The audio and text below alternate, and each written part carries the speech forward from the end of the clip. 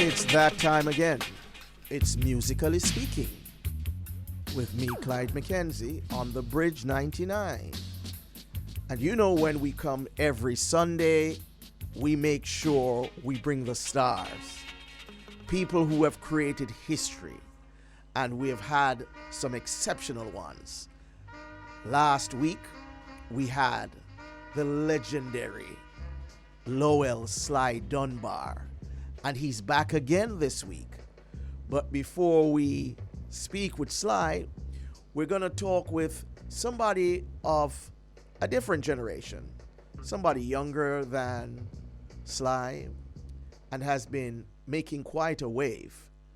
And we're going to be talking with him about the state of the music, because he has quite a lot by way of information about the music. He's one of the more thoughtful people I have encountered in the music business. For one so young, he has really put his mind to the music. You know, the first time I met this man in New York, we spoke for maybe about 9 hours straight about music. Yeah, believe it or not. And for someone to hold my attention for that period of time talking about music, especially someone who was so much younger than me, it was an eye-opener for me. You know, I mean, yes, Sly Dunbar and I have had marathons where we talk for hours, you know, until the sun come up. But that's Sly Dunbar, you know. I remember having that kind of conversation with a Toots Hibbert, you know, or even, you know, sit down and talk with somebody who people believe is taciturn like a Beresford Hammond. When you get a man like that talking about music, it can be a real interesting thing. But the man I have today online with me is somebody who is a producer, an engineer, and a multi-instrumentalist. Now, you know, we have privileged the engineer and we've called them the producers, and they've done some fantastic thing because they've come to the forefront of the music. But this man is not only an ace engineer, but an ace musician, and he plays many different instruments. I'm talking about none other than JonFX Crawford. Yes, good day. Good day, Mr. Mckenzie. Oh, you see this man now? Let me tell you something about FX. If him going into him kitchen, if he put on him tags, you know, and dress up, you know, him no, he doesn't him going to bed anywhere I'm going, you know. You understand? You see what I mean? I saw him do him thing, you know. You understand? Him don't glad to see you. Him don't go nowhere in the world without put on him suit. He's a serious man, but he is meticulous. A young musician, well, I say young in terms of age, because not in terms of experience. This man has been around for a while and he has been doing great things. You know, you have many Jamaican artists who have worked with him, including the great Sizzla Kalonji, you know, I Win, and of course, Egyptian. Yeah, Egyptian. Yeah. Yes, Mr. Mac, it's an honor, you know, to be here. And as I said, the suit, being in the United States, you know, there is a profile that they have for us as melanated people. Yes. And I don't have that issue with the suit. I never had. Yeah, you have to put on your suit. No, man, you're clean all the time, man. You're dapper. Yes, no, thank you. No, you know, there are a number of issues on the table, and I know you have given thought to a lot of them. And one particular one is the whole question of the direction of the music. Now, you know, many people are up in arms about what is considered to be trap music and the state of play in Jamaican music, because many people believe that we are taking a slow march to hell in terms of our music. Is this a view you share, in that our music is losing its international appeal? And maybe we can look in terms of what is the difference in the structure of traditional dance hall and what we now call this trap music. Can you, and I know you're somebody who was given thought to that. Yes. So when I pay attention to, sitting on the Grammy board or dealing with someone at the Billboard charts or even going out to events where people are musical connoisseurs of reggae music, I've seen also, I'm not even going around the bush about the charts. You know what I mean? At every junction, we always had a reggae artist that was dominant. You know what I mean? As dominant as any pop artist. At every era, we have one of them, either Beanie Man, Shabba, or Sean, or Egyptian, or someone. We have people who are popular, but they're not bringing in, not going gold. They don't have any real numbers that are, that are not YouTube. YouTube is not what we're dealing with. So I've seen a steady decline. So when someone says to me, oh, man, but it's successful because I see them taking a picture with this guy and this guy, I was like, no, no, no. Back in the day when when we're hot in reggae, everybody flocked Jamaica to do a music video or so and so with this particular person that's supposed to be hot. So I've seen where there's no gold records being there's no one opening and entering the Billboard at the Hot 100 chart. Now there's just the dance out, the reggae thing. I just see shows. I was with the concert with Burna Boy yesterday, and I was with him the day before. He gets $1 million a show. No reggae artists in their prime, never even got more than nothing close to that. You know what I mean? And then today it's worse because I'm like, he loves our culture so much, And for me to see that, I said, there is a decline. And I think the decline came from the changing of the drum pattern, right? Talk about that a little bit. I want to hear you talk about that a little bit.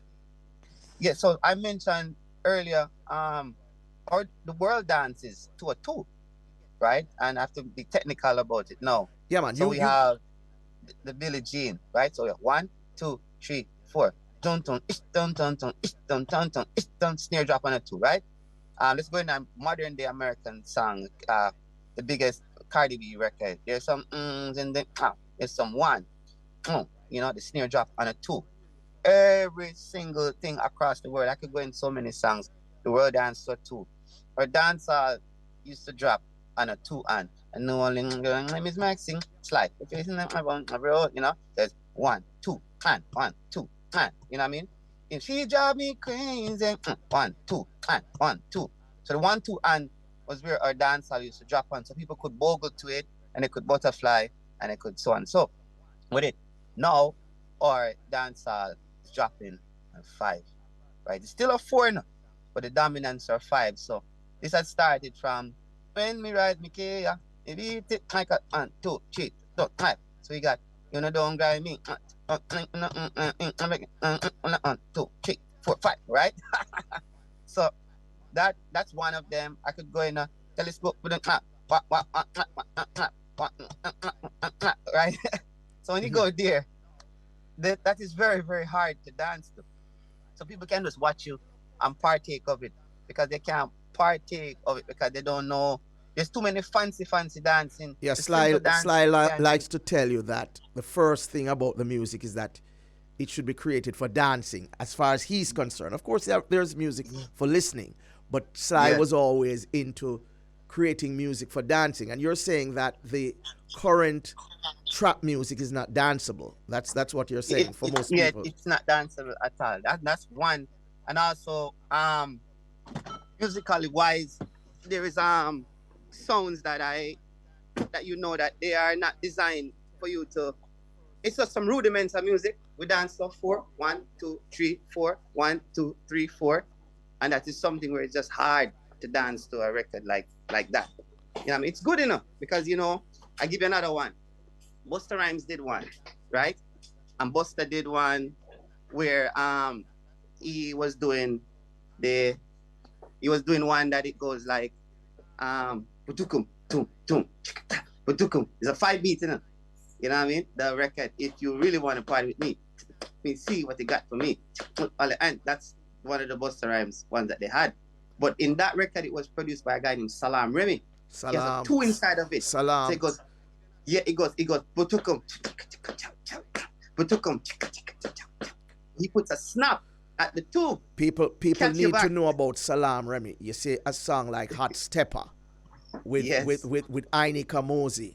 That is Salam Salam Remy. Remy. Yeah. So Yeah. go on top. Most of the international, he did Nas, You Can Hate Me now. He did a lot of records, Spragga Benz album. Most things that go international goes through Salam Remy's hand. No, A lot of Salam people, is phenomenal. yeah. Foxy Brown, Spragga. You know what I mean? That record right there. Yeah. So woyo. So the thing is, there's a musical scientist that he knows that although he's using the 5-beat, you'd have to be experienced enough. Like Sly can do this. They know that you have to drop something on the 2 to catch the human for it to, to have that kind of that vibe where you can dance to it. So when I check it out, I listen to it and I recognize that we're only using one drum pattern in dancehall. Just a few years ago, you had like 7. You had like busy signal. After me, step out in me, tum, tum, tum, black under me, tum, tum, tum. That's one. You had I'm born brave, but I'm bold now. You had that. You had hey. You had so many different drum patterns. No, they're only using one. It's this 5-beat. You know what I mean? That is almost like it makes you think it's the same song you're hearing all over all the time. And it makes it a little redundant after a while. So Burner says that reggae music is really out of Africa, and he got a not Burner, Stonebwoy. Sorry, not Burner. Yes. Stonebwoy, the Ghanaian. He said that reggae came out of Africa, which I don't have a problem with him saying so, because the root of reggae is really African. It might have been inarticulately stated that the music is really an African music form, but it's an African derived music form. But you seem to think that the patterns, the drum patterns of traditional dancehall have been taken over by Afrobeats. And I didn't use the similarity now. Why we have the Afrobeat issue? That 5-beat that I just mentioned to you. We're sharing that 5-beat. So here me go again. If I tell you, say I love you, I'm wanting, yeah, Burna Boy, yeah. You see, so we're sharing the same drum beat as them, and that's one of the main reasons why you see the Billboard chart was adjusted slightly, because as Sly and any musical producer and music people know that genres are categorized by their drum patterns, right? So now I'm gonna head to Stonebwoy with this conversation, because it's so amazing that this studio that I'm in right now, currently, Stonebwoy, I did Stonebwoy and Sizzler in here in 2007. So Stonebwoy, like first real authentic reggae record is done in here, and I'm gonna head to that. So now we're sharing the same drum pattern as the Afrobeats. So why Stonebwoy would say that now? Because there's this a little tension now with Afrobeats, and they weren't aware of it. But they're hearing Jamaican interviews and people talking about when the Billboard decided to adjust the chart and call it an Afrobeat chart, which it was originally a reggae singles chart, which was, by the way, was dormant. And because the chart was dormant, they just think that, well, we're gonna see what genre from the third world that is buzzing, and they're just thinking that reggae and Afrobeats they don't even know the difference. Now there's a fellow that I'm close to at the Billboard, very close with, and he's high up there, and he explained to me he doesn't know the difference. He doesn't know what Afro people are saying, and he doesn't know what the reggae people are saying. So we're sharing the same drum pattern with them, where they're just like, okay, maybe this is Afro, maybe the reggae wants to go Afro, because they are just using the same drum pattern. So now Stonebwoy has maybe been hearing a lot of African people, an African PR lady that I work with very close. He says, I don't know why reggae and people are getting caught up, because they're saying that we took the chart from them. I was like, no, reggae don't understand that it's because of the drum pattern that has changed. And they don't know what Africans are saying, but the African version feel a little better. It Have have more some energy. different chords, some happier chords involved in it. So now over to Stonebwoy now. He's really trying to defend. I'm thinking he's really trying to defend his African thing to say, but we're all one brother and certain thing. But I would word it differently. As like we're brothers of the same kind, we're from the same continent. But no, the temperature of it is so hot, you have to be careful how you word it. When you say a statement like that, you'd have to expound on it a lot to make something like that because the temperature is hot. And in defense, we are Africans, and reggae maintained the one beat of Africa for many years. Boom, boom, taka, boom, boom, heartbeat, naya bingy. That's why the dancehall had the one too. You see? Because that is what was drawing everybody across the world felt like it was ours. All African brothers, home and abroad, felt like it is ours, it's together. Now, we share a 5 beat. Some producers of ours years ago, I believe they were a little bit more uptown and they weren't like grassroots producers. So what happened is they were trying to stay away too much, or staying away from the mentor and the scan. They don't want anything to sound too much like that.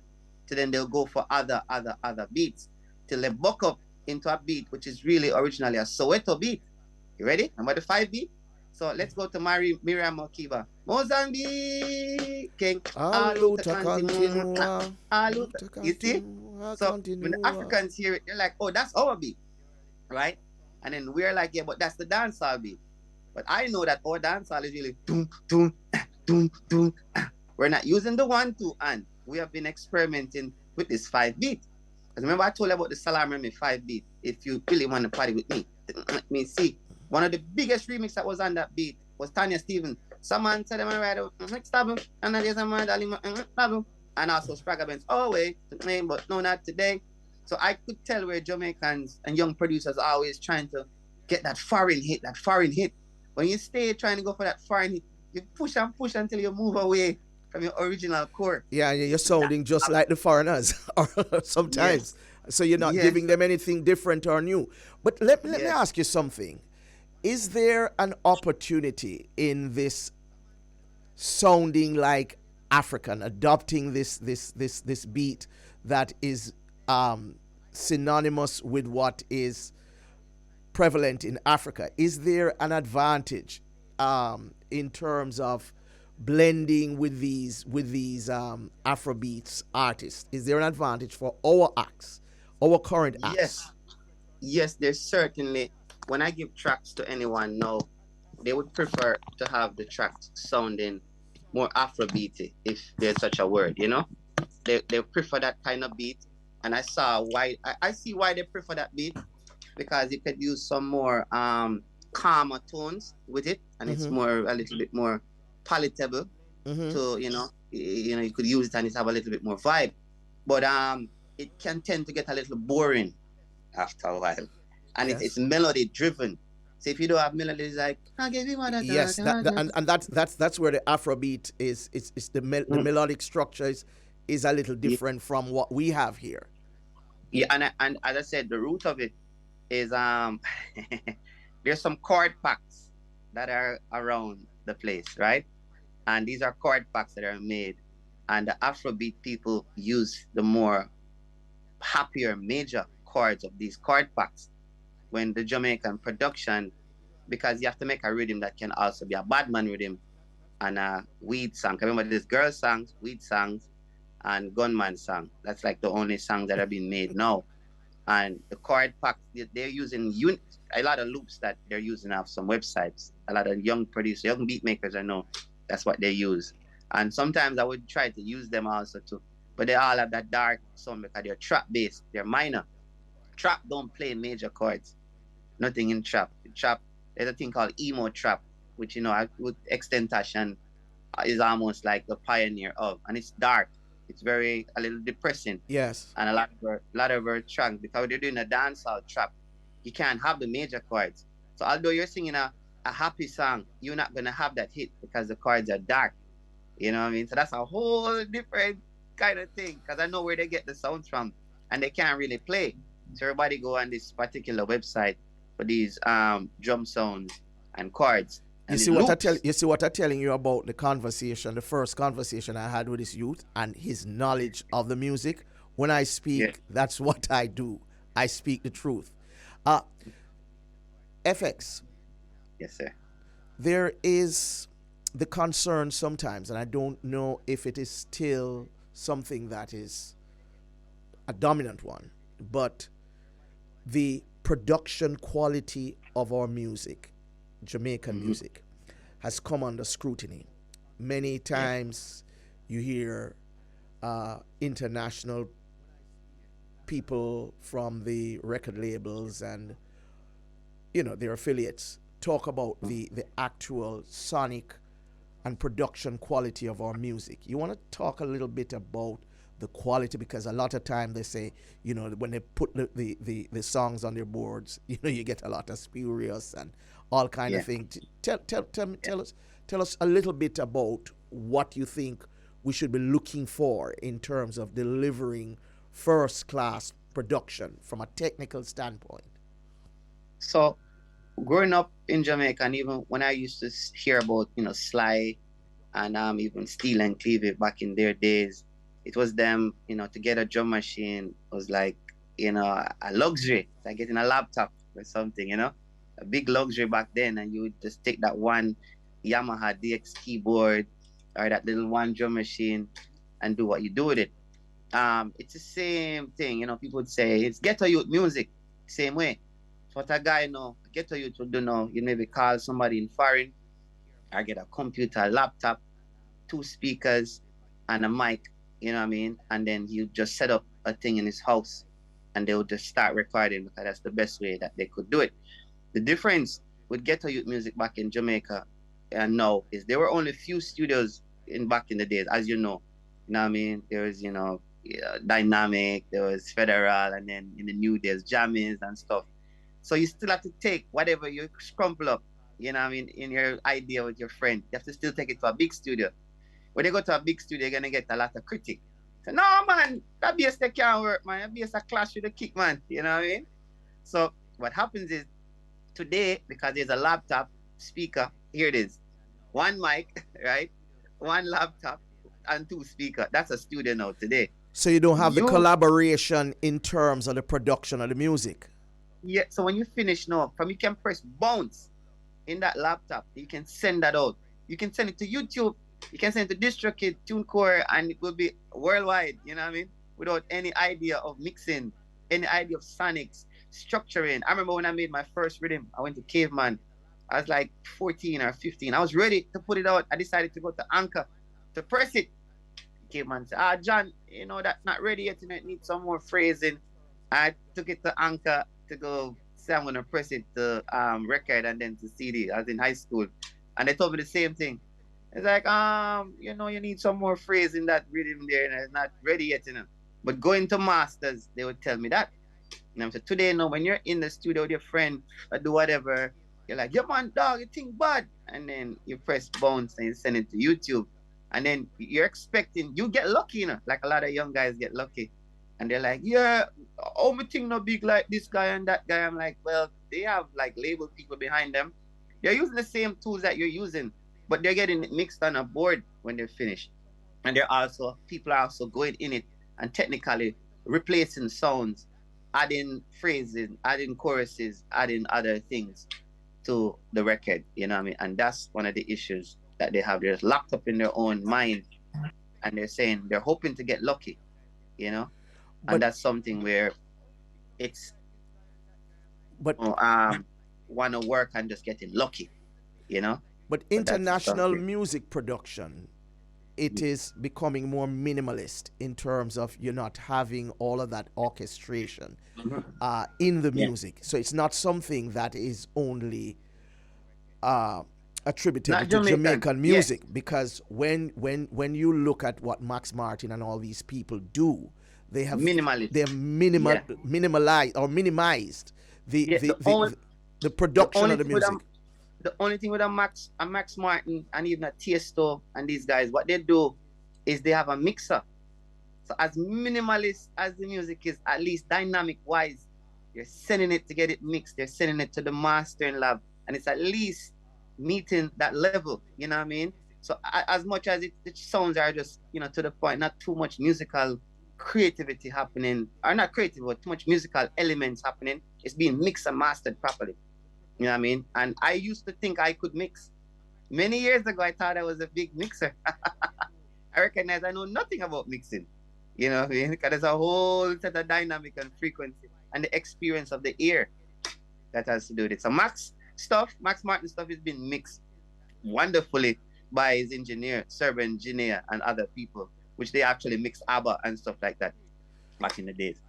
Yeah. So it is still teamwork, and what is happening is that we are basically going about it as an individual, a one-man band kind of project. I would say, I told a few musicians and producers, I said, when you finish with your tracks, go to mixing lab now. Try, I don't think nobody gonna reject you. And say, Papa, give me a mix on this now. Get a proper mix at least, because then eventually someone will give you some mix notes and say, hey, I think in future you should maybe use this kick drum, or fly that loop over there, that bass, or something like that. Because you're gonna be told eventually by a master what the issues is in your record, because you're not gonna have it down correct in your 20s. Now your 30s, now your 40s, now your 50s. You know what I mean? It is a buck-ups that you can put out a record and it just hit like that on your first go. You know what I mean? And people have seen these lotto stories on the internet and like, oh my God, I'm going to be like that. But it's just getting lucky, So that is something that we don't really want to base it on luck, but there's a structure. But I tell you something. We're talking about luck, and we're talking about the question of collaboration. But I want to ask you, tell me some of those great people in terms of mastering whom you have worked with. So there's a story that I like to tell. I'm going to ask you to hold this. I'm going to ask you to hold the story, and we'll come back after the break. Musically speaking. Yeah. Musically speaking, Egyptian, Julio, talking with FX, and we couldn't be talking with a man like that and we don't play no music from half an hour, and the man just a reason with we still, and I give you so much information about the music. But Egyptian, this is something about FX. Talk to me about this. So we left off on the mixing, right? Working with Egyptian is amazing, and I had the opportunity of producing the entire Hold You album. The Hold You, again, is Ricky Blades, right? He's credited for that. He's credited for that. So the entire album, including the Nah Let Go and all of the records, I produced those. You know what I mean? So I was honored to be a part of that. So we left off on the mixing. Yeah. So now the story that I have with the mixing was Egyptian. So before Hold You, there was a track called the Cloud9 Rhythm, which Egyptian's single was I Can Feel Your Pain. That was the single. And I went at a record called The Book of Life, The Book of Life. I mixed that to my knowledge in my brain already. And I was ready to go out with it. I met up with Bonsai as he mixed jam rock. And I was thinking, Bonsai mixed jam rock for Damian Marley. What could he possibly do with my song? So when I'm about to mix with Bonsai, he decided to mix the Egyptian first only, right? I heard total different sonics. I was like, hey, why are you mixing sound different from mine? He's like, well, because you're a little young. Not to say that, you would know that your basses are clashing with your kicks. You wouldn't even know that, if you're not trained. It comes after time when you hear your stuff back in the club over a lot of times. And also, you don't understand leveling. Your vocal is a little bit too loud and your guitar is a little bit too loud. You're the producer. So your sonics are all over the place. And he told me that. I still was stubborn, and I let him only mix the Egyptian. And that was the one that did very, very, very well. And I knew it was just the mix that did it. So when I found out now in mixing in today's world, there's also Sterling Sound that I discovered years ago, like 15 years ago. I discovered that Sterling Sound is a mastering lab in Manhattan that they have done everything that you see on the Hot 100 chart, including Bob Marley. So all of Bob Marley stuff. No, I know Sterling. Sterling is a sterling outfit. Yeah. Believe me. Yes. So when I seen that Bob Marley stuff is there too, and the Sean Paul's, Anything that went commercial in reggae is Yeah, they mastered over went they there. went through there. They went through there. I was Trust like, me. okay. So that's when I decided that let me stop working in my own brain and my own silly opinions and just go into the masters. You know, as I said, I learned this from Jamaica. You know, when I was at Caveman, I'd go to the same studio. I'd watch Slide them at Mixing Lab. I'd leave. I go to Anchor, and I'll just try to learn from the masters. I work with Jalife in New York, Myrie, you know, Keelan again in New York, you know, and I said Caveman in Jamaica. And I just sit there quietly just to get in the studio. Sometimes they don't even remember me, but I just was there watching the masters and see what they do. They're doing something by experience because they've learned that this works and that maybe don't work and that maybe don't work. So mixing is very important. Here, important mixing is now. I just released a retro dancehall album a few months ago on October 24th. And I woke up to see that a few of the songs were on Apple Music playlist. What's the name of the song? What's the name of the song? Vibes Cartel, Cute Rider, and Busy Signal, Bad. Right? And those two. They're on an album called what? Retro Dancehall, JonFX. Okay. It's an album. I just released it. Retro Dancehall, JonFX. Mm-hmm. And those two songs were on playlist automatically. And guess what? Those are the two songs that were mixed by Jimmy Douglas properly. The other ones I tried to mix myself. And just out of the blue, those are the ones. Because that's how I know that the algorithm is also picking up dynamic. Also because the playlist, you're on the playlist with top songs. They don't want a song that's not mixed properly. Even if it's hot, it almost doesn't fit the playlist structure. You know what I mean? For the people that are curating such playlists. So I've seen that mixing is a big factor, you know, that you shouldn't take lightly. Now, you've mentioned Sly about 6 times since you came on this program. Now, we know Sly is great and he's coming on later on this program. But what are some of the things you learned from Sly? So, I spoke to you earlier before the thing about drum patterns.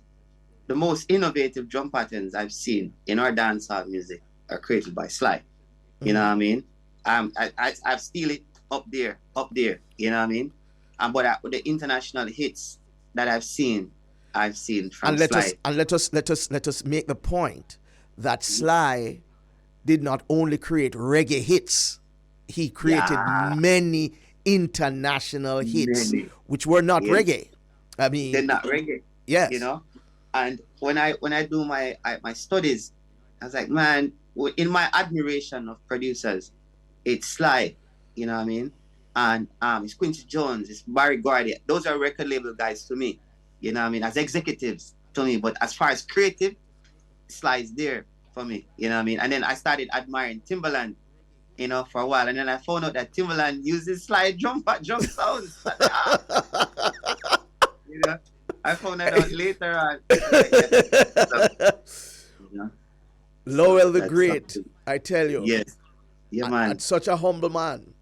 I mean. Yeah, and then I remember when I talked to him one time, I was like, Sly producer. No, I just want to be a musician. I was like, wow, look at humility.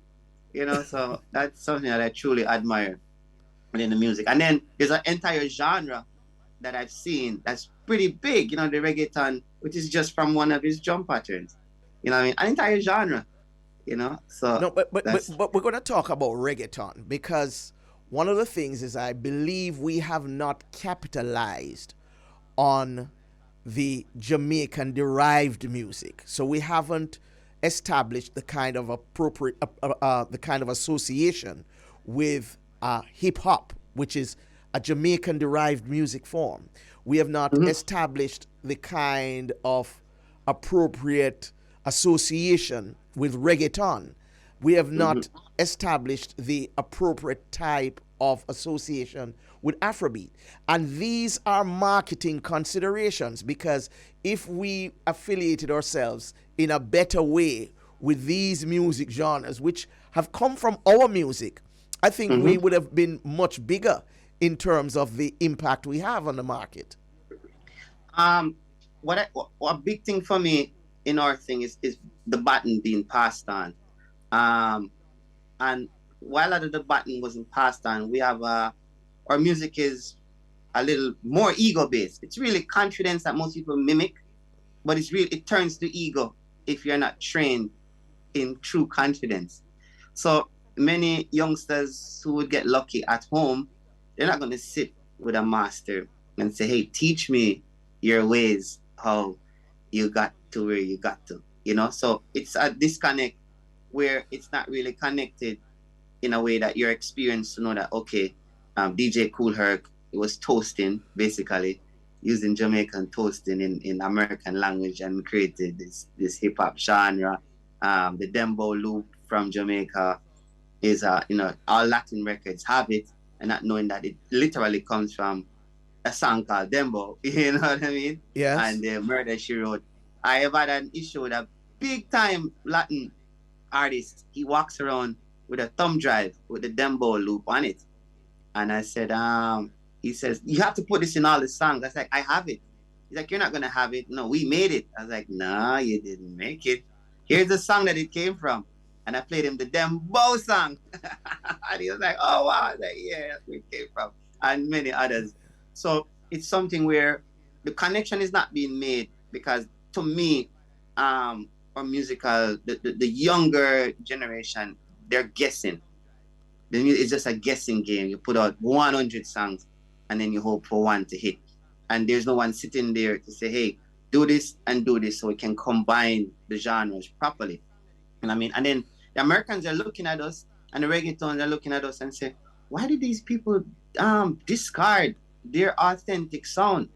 Because then it could prove it that, hey, it came from here. This started with this tropical house, That's where the separation started to happen, because they wanted to create a new subgenre. But then because our drum patterns and our dance sound started to change and change and change, they almost got away with it. Yes. And they came up, yeah. We didn't lay claim to what is ours. Yes, and again, it's hard for the youngsters to lay the claim because they don't know the root of it. That's precisely. And that is why we're going to do more of this. Do more seminars. I'm, trying to, we're bringing the Grammys to Jamaica, and we're going to be involved. I need it there, Mr. Mark. You're going to help me to organize it. We're bringing Spotify. We're bringing Billboard, and it's a summit for creatives, not for executives, for creative musicians and producers. They come. It's going to be a free summit. We bring them and they'll share, their thing. Get some connections to the great slides, the studios, the Bulbies, to know that stick it together. So when you have a connect with a hip hop person, a reggaeton person, you could give them what they're really asking. Because I've made a mistake of playing hip hop beats in a session with Pharrell. I played a hip hop beat in the session. He called me to this corner and says, hey, FX, we have a lot of this already. Just give us you. We have a lot of EDM, a lot of hip hop, a lot of trap. Don't give us, just give us what you have, And I just to think about it, he said, man, chances are they've heard so many hip hop already, for me to come and play another 10 hip hop tracks, So they want to hear the pure form of you, pure mental, the pure reggae, the pure ska, pure dancehall. Yeah. No, and this is what I think is lost on us in Jamaica. Many times we don't realize, and it happens in tourism, it happens in almost everything. We figure that we must customize what we're doing to suit the foreign audience, when in point of fact, the foreigners want to hear the organic, the authentic stuff, the raw stuff from us. Yeah. And we have done this and have made this mistake so many times. In the 90s, when we had this real upsurge in terms of the popularity of our music, one of the things that we were trying to do very frequently was to pair dancehall acts with hip-hop acts or R&B acts in a way that was not organic or authentic. And what was happening is that the music came out to be neither fish nor fowl. And that was a dangerous phase that we entered with the music. And so after all these record companies started to acquire our stuff and everybody was being signed, every artist and his dog was signed to a label in America. And then it's as if one night they all got together and said, we're going to just dump these guys, because what was happening is that there was a disconnect between what the labels were thinking and what radio was asking for. And Yes. we didn't have any kind of dedicated delivery system by Yes. way of radio stations that would be playing our music in the mainstream in America. And so we had to be making these creative compromises in order to get acceptance on radio. And that was a big problem for us. Now, I don't know. I mean, with the internet and, social media and all of these sites now, Spotify and all of that, one would have expected that we would have been able to get around some of the barriers to entry. But it seems as if we were doing better in the days when there were far more barriers than we are today. Yeah. So yeah, it's something that it's still slowly changing. I believe though that reggae is God's music, and it always go back to source. Because when the 90s made you nervous, this era is making me nervous also. But when I came to Jamaica, I went to Jerk 22. First night I came there, I saw a live band, and I saw awesome guitarists playing, and I saw more bands and more awesome musicians playing throughout that night. I was like, oh, it's still here. It is just what is elevated. It's still in Jamaica. It's still there. I've seen that this talent is still there. It's just that that's not pushed as much because of, so and so. So what I decided to do is we stick together also with you, Mr. Mark, and we just kind of elevate that some more. Because what had happened is most of the prominent producers over the last 10, 15 years, I recognize they stopped voicing certain artists. They weren't really voicing the Capletons and SZA. They voiced, Idona and Vado, Clyde, but they weren't voicing people that were still there, Bounty Killer, And it's like a separation. So internationally, you're trying to make these new artists, and then the people internationally say, yeah, but what happened to this person? We still see them on social media. We still see them promoting themselves. So there's also that issue where those people, it's almost like they just push away, I'm forgetting about one drop or stuff. They just push away a certain frequency of tone and voice and just give it the same auto-tuning kind of thing. So it's something where we have to start. Well, I'm here to help with any workshop. And we promote that to help them to just connect back that connection so we don't totally sever it. Because the world still likes our authentic sound. There is always the concern about technology, and one of the things it does is it broadens access. So even when we talk about music, there are things that we can do today that 40, 50, 60 years ago we couldn't do. I mean, you can change pitch and, all these things in music now because you have software, you can do that. So people who might have a good song, but who in the traditional sense might not have been a good singer, that person might be able to give you a good song. But the thing is that I want to ask is, with this technology, you think the quality overall has suffered? And maybe by extension, do you think it is better suited for musicians to use these techniques? Yeah. There's a video I watch constantly with Steely and Clevie on YouTube, and it's them visiting mixing lab where Sly's home, their studio, and they were explaining Clevie using the DX drum machine, the DMX, the DX, the Oberheim, and Clevie using the little Casio keyboard. But what happens is, because Steely is a drummer, he could play the drum machine the way a drummer plays it. And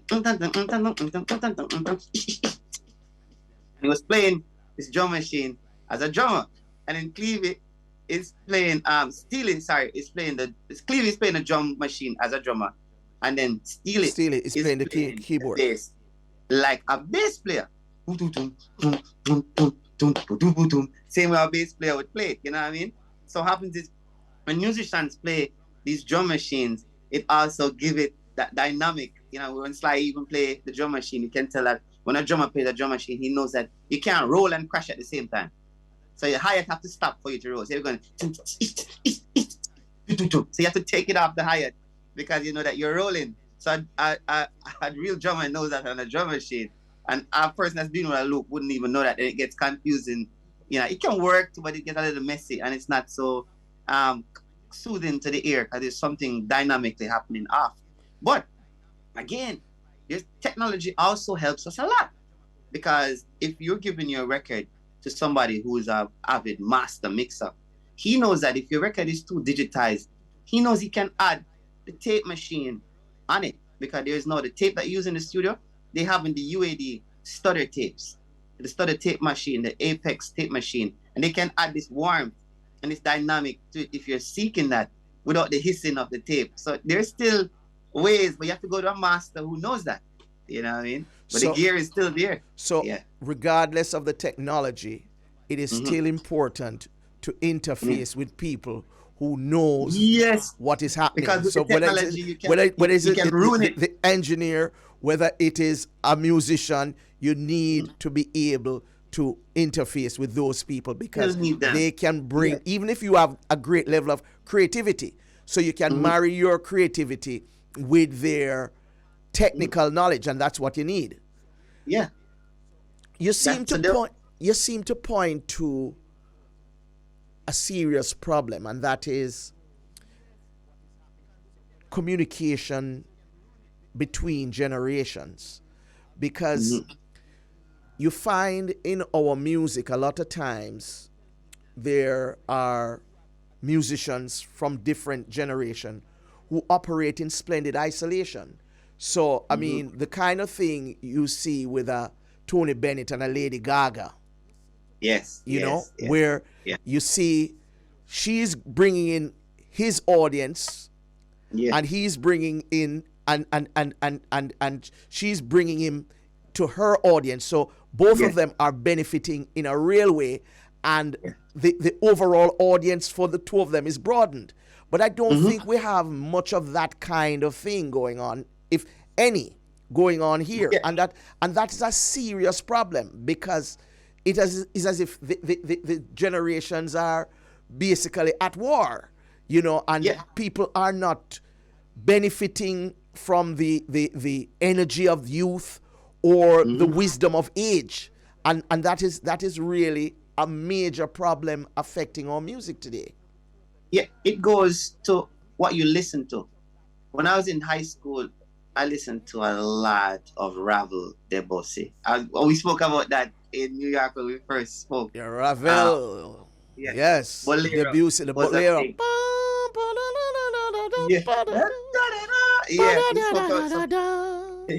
My dad forced me to learn that record.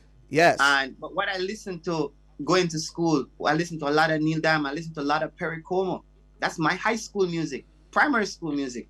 So when I'm seeking Lady Gaga also, I know that she's a big band fan. She's a fan of Andy Williams, a fan of Tony Bennett and all that, Frank Sinatra, Humperdinck, you know what I mean? That's where she's at. That's where I grew up also in music. And what happens is when your aim is to make music eventually, after you've made the money. So she figured out after she made all the Lady Gaga money with all the pop stuff, she really wanted to do what heals her soul. But it's by listening to music, because when you talk to anybody in Jamaica going to school, people would consider like their music like hip hop or R&B. If you go on a bus, which in Portmore you call the bus the executive bus in the 90s, they'll always play the Celine Dion and the Carl Thomas and the R&B. Jamaica love R&B. And I was like, yeah, that's nice. But then there is still another level of R&B that, you know, they wouldn't really But we used to love soft rock too, you know, that we call souls. We call them souls. Yes. Souls, they call soft rock. They call soft rock souls. But, you know, we're talking about technology. And I was just thinking about TikTok and how it has spared some unlikely artists together. I mean, the other day there was Elton John and Dua Lipa with Yeah. Rocket Man. Cold heart. Yes. Yeah. Yeah. That kind of thing. Where do you see that going? Because So, you know so it, again, it is what you listen to. Dua Lipa, again, I've had the privilege of sitting in a session with her. She would consider herself the lucky artist when she came out with the song "Talking in My Sleep at Night," making her first hit, right? And in her mind, she always ABBA. She's an ABBA fan. She's a Elton John fan. She's a Fleetwood Mac fan. You know, and again, with many of my younger producers and stuff, I tell them, hey, listen to some more music.